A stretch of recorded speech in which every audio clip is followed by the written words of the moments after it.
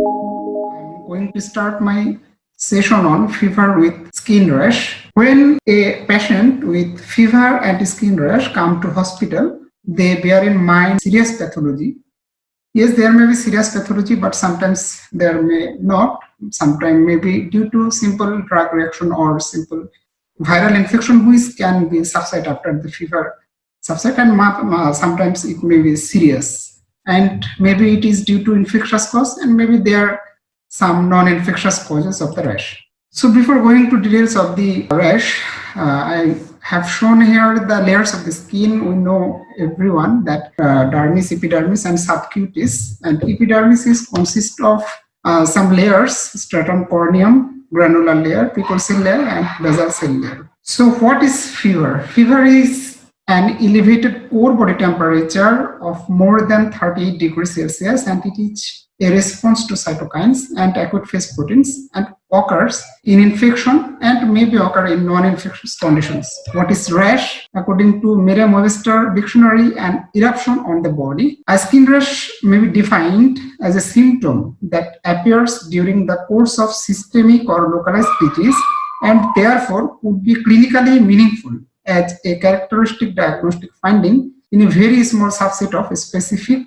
diseases. Some important definitions which is necessary to understand the rash or primary skin lesions of the skin. First of all, macule. It is circumscribed flat area of color change 1 centimeter in diameter. If more than 1 centimeter, then it is called patch. And here in the figure, you can see a macule.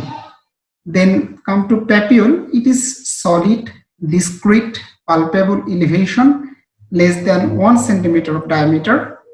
In the figure, you can see the papule. Nodule is like papule, but the diameter is more than 1 centimeter. Plaque is raised area more than 1 centimeter diameter with flat top. Here you can see a nodule, and here you can see a plaque. Then what is vesicle? Vesicle are small fluid-filled blister, and it is less than 1 centimeter of diameter. In this figure, you can see group vesicle. Maybe it is due to herpes simplex infection. And here you can see bulla, which is large, that is more than 1 centimeter of diameter, fluid-filled blister. Then pustule. Pustule is a visible accumulation of pus in the blister. Here you can see a pustule here. Petechiae is tiny macules due to extravasation of the blood in the dermis, 1 to 2 millimeter in diameter, that is less than 3 millimeter in diameter. Purpura is larger, 3 to 5 millimeter in diameter, and sometimes maybe palpable. And here you can see a petechial rash. Ecchymosis is subcutaneous hematomas, more than 1 to 2 centimeter of diameter. Here you can see a ecchymosis. Wales or urticarial rash or hives are papules or plaques that are pale pink and may appear annular ring-like as they enlarge, and they are also itchy.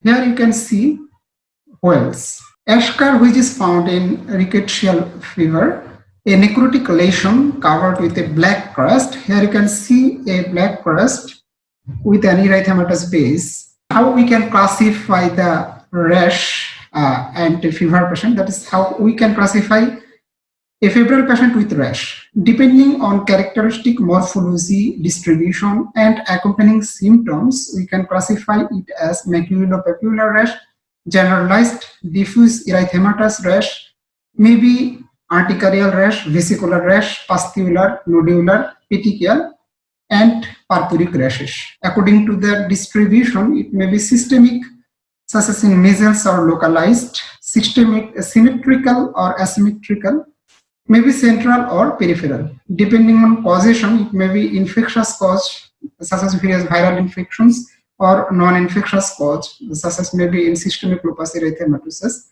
According to occurrence pattern, maybe acute rash or maybe chronic rash. What will be the diagnostic approach to diagnose the underlying pathology of a fever with skin rash? First of all, history.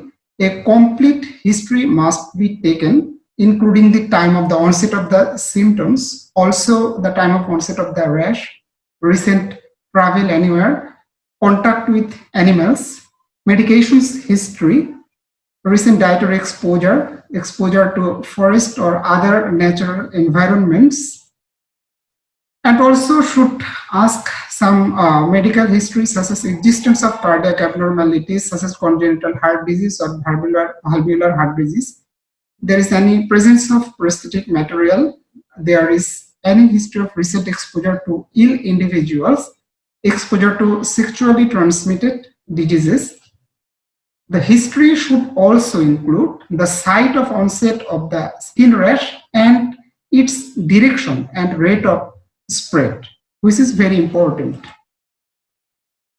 Now the physical examination, a close attention to the rash with an assessment and precise definition of its salient feature. That is what type of the rash it is. Maybe it is macular or maculopapular or urticarial erythematous, a different type of rash maybe. First of all, we have to define the definition.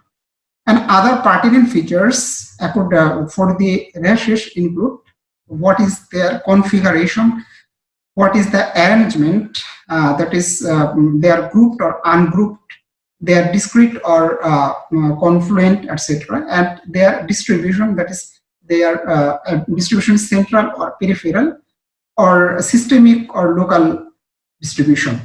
An important thing should be taken in mind that first of all, if clinician should be kept in mind when a patient is assessing for fever with rash, that first of all we have to know the differential diagnosis of the specific rash and also know the specific disease pathology and also the positive nature and the other symptoms of the disease and the infectious agent. Other examination related to fever with rash include if there is any lymphatic enlargement, such as in infectious mononucleosis, there may be lymphatic enlargement. Also, there may be hepatosplenomegaly, abnormal oral, genital, and conjunctival findings, enlargement of the liver, presence or absence of the tender areas, neck stiffness, neurological findings, such as in meningococcal meningitis. Investigations. Early investigation may not helpful, but we have to do the routine investigation and liver function test, renal function test, and blood biochemistry, because these basic tests may be helpful if they are repeated and clinical course of the disease and the rash is monitored. Serological test may be helpful in diagnosis such as in rheumatic disease, such as lupus erythematosus or some viral disease. Other tests may be Gram staining of the rash, if this is vesicular or pustular lesion. Zang test may be done in herpes simplex viral infection or varicella zoster, though these are rarely performed. Skin biopsy is not all time necessary, but it is maybe necessary to diagnose the systemic lupus erythematosus lesion, maybe in allergic lesion, etc., though they are rarely needed. Now come to some rash discussion about some rashes. First of all, maculopapular rash. Maculopapular rash is most common type of rash in the viral infection, and it may be found in measles. It may be found in rubella, erythema infectiosum, exanthem subitum, caused by herpes 6 virus infection, cytomegalovirus infection, Epstein-Barr virus, dengue fever. Also, it may occur with immune-mediated disease, drug rash, and systemic bacterial infection. Here there is rash in measles. The rash in measles starts from behind the ears and progress to the face, followed by the neck, torso, and extremities over the course of 2 to 3 days. The disease show a characteristic course in that the fever disappears when rash stops evolving. Measles appears as diffuse macular rash at first, then followed by rash with a papular morphology and ultimately to the morbilliform or a typical systemic maculopapular rash. The rash starts to disappear from the face and residual brown skin pigmentation may appear in areas where the rash has faded. Disappearance of the rash may be accompanied by dry desquamation. In this figure, you can see the maculopapular rash, and in the second figure, you can see the poplic spot, which may appear either 12 hours before or within 24 hours of rash appearance. This rash is in in the parvovirus B19 infection or 6 disease. First of all, the rash shows in the cheek like this, that one had struck, which is called slapped cheek syndrome, and ultimately it progressed to the extremities, maybe in the margin of the extremities, and it become in the lacy pattern. You can see slapped cheek syndrome, and here is lacy pattern of the rash in parvovirus B19 infection. Rash in rubella, sometimes it is similar as the measles, but it takes hours to spread from the face to overall the body, and it also go fast within 2 to 3 days. And it is typically start from the hairline downwards and clears as it is spread. This rash is in exanthemus subitum, or it is also called 3 days fever. It is exclusively found in children and occurs most commonly in the young children. There is a diffuse macular rash with resolution after the fever. Rash in dengue fever. Rash may be found in 50% of cases of the dengue fever. Initially, there is diffuse flushing, as you can see in the first picture. Midway through the illness, it may be maculopapular rash that begins on the trunk and spreads centrifugally to the extremities and face, may be pruritus inlet and hyperesthesia in some cases. And after differvisions or in convalescent phase, it may be like the second figure, that is petechial rash. Vesicular rash, the representative disease is chickenpox. It may be in herpes zoster, herpes simplex viral infection. Other causes may be staphylococcemia, gonococcemia, enteroviral diseases, HIV, parvovirus B19. It may be due to other some non-infectious causes such as allergy, plant dermatitis, erythema multiforme. Here you can see rash in the chickenpox. There is numerous lesions at various stages of evolution. Vesicles on the erythematous base and umbilicated vesicles, which then develop into crusting. Here in this figure you can see there is erythematous base and the rash, and in this figure there is crust also being seen. That's all stages of the rashes are present here. Rash in herpes zoster, grouped vesicles and crusted lesions in the thoracic dermatome, which is shown here, and you can see there is erythematous base and grouped lesion, and there are also some crusted lesions seen here, and also you can see it does not cause the midline of the body. Rash in herpes simplex infection, it can be occur any part of the body. A maculopapular rash suddenly evolves into the pustular rash first, and painful vesicles occur almost simultaneously. As these vesicles burst, there may be findings of secondary infection and ash curves may occur, followed by a natural healing.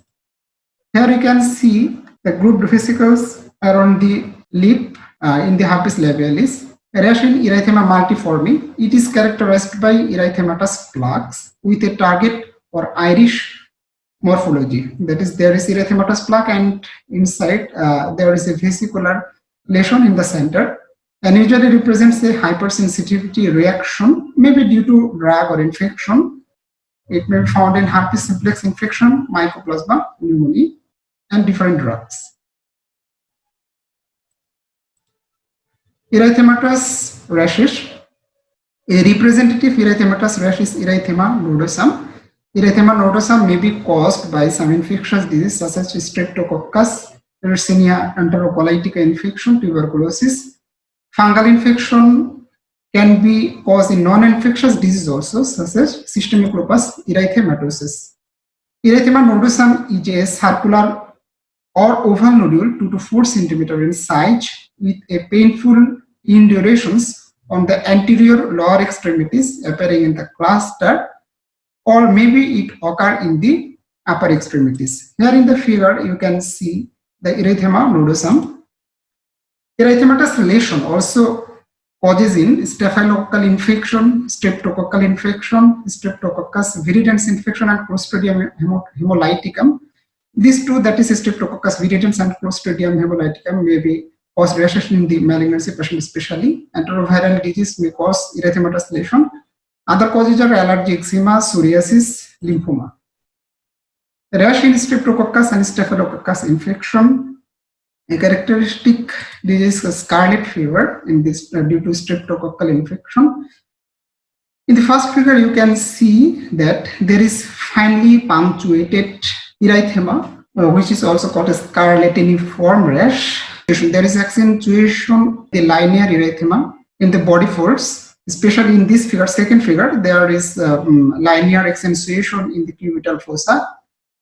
Impetigo, which is also caused by streptococcal or staphylococcal pathology, consisting of honey-colored crusted erythematous with weeping erosion. You can see in this figure the impetigo.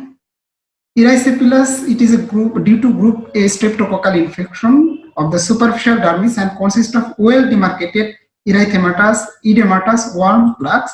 Here you can see when it is deep-seated, that is when it includes the subcutis, then we call it cellulitis.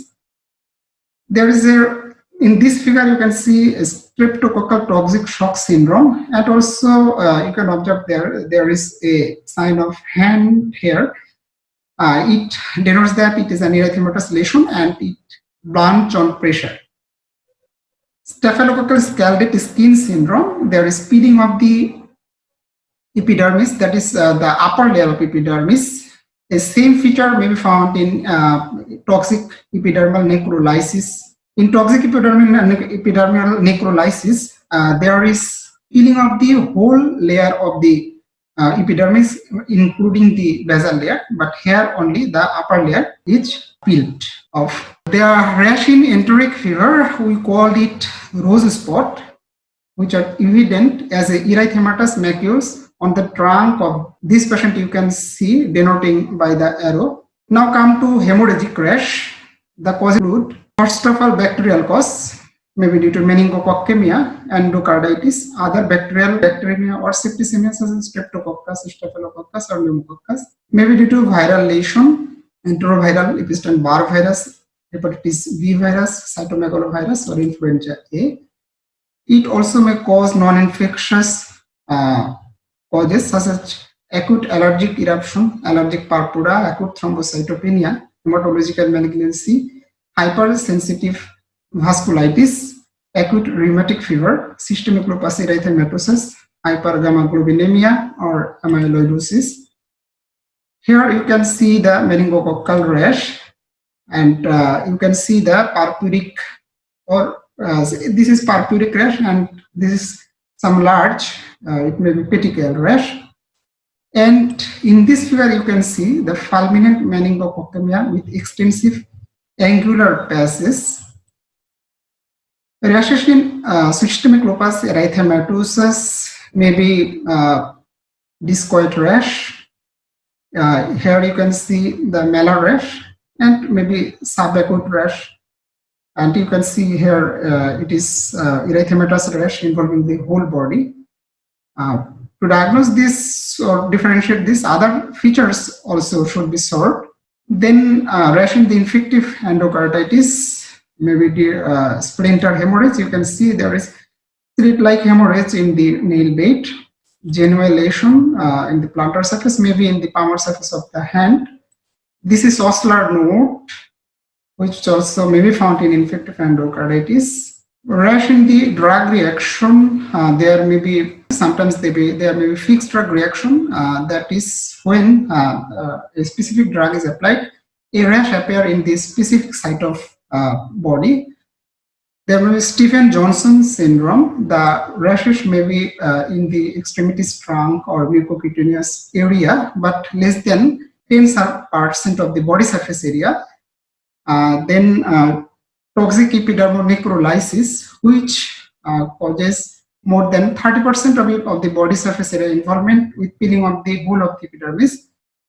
And in between, there may be, if that is more than 10% but less than 13% of the body surface area, it is called Stephen-Johnson syndrome, and toxic epidermal necrolysis overlap. Here in this figure, you can see that a patient with toxic epidermal necrolysis. Now we are close to end of the presentation. If an acute severe febrile illness with skin rash come to us, then we should suspect with some concomitant clinical features, some diseases. It is not specific but should be kept in mind. And it is found that in the intensive care unit, the most patient admitted with fever and rash is mainly due to drug reaction. So if the rash is associated with shock, then toxic shock syndrome, meningococcal, pneumococcal sepsis or staphylococcal sepsis should be kept in mind. Also hemorrhagic fever such as dengue fever should be kept in mind. If it is rash with conjunctivitis, maybe due to measles and Kawasaki disease in children. If rash is associated with abdominal pain, then we should consider typhoid fever, scarlet fever, cholesterol emboli syndrome, Vibrio vulnificus, and systemic lupus erythematosus. If the rash is associated with mental change, then meningococcal meningitis, systemic lupus erythematosus, typhoid fever also should be kept in mind in the advanced stage, Staphylococcus aureus sepsis, and maybe due to acute bacterial endocarditis. If the rash is due to rash with pulmonary infiltrates, then systemic lupus erythematosus and atypical measles should be kept in mind. Rash and relative bradycardia, then typhoid fever, typhus fever, or maybe drug fever. If the rash is associated with purpura, that is rash is especially purpuric, then maybe meningococcal meningitis, cholesterol emboli, or hypersensitivity vasculitis. If rash is associated with adenopathy, that is lymphadenopathy, then it may be associated with systemic lupus erythematosus, scarlet fever, rubella, or Kawasaki disease in children.